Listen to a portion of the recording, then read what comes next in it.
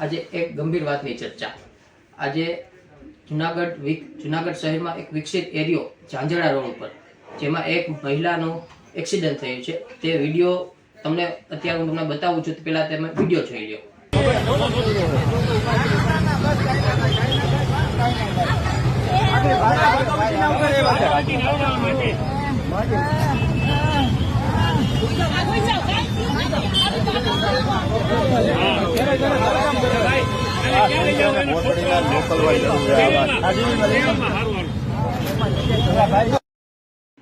આ વિડીયો જોયો તમને, બરોબર છે.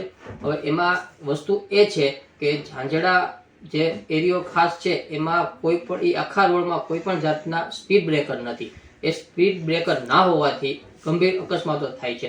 તો ખાસ વિનંતી એવી છે આપણી સરકારશ્રીને, ખાસ કરીને આપણા જાબાદ, બાહોશ અને કર્મનિષ્ઠ એવા ધારાસભ્ય સંજયભાઈ કોરડિયાને કે તમે તેમાં થોડાક સ્પીડ બ્રેકર મૂકી દો તો થોડોક અકસ્માત અટકે.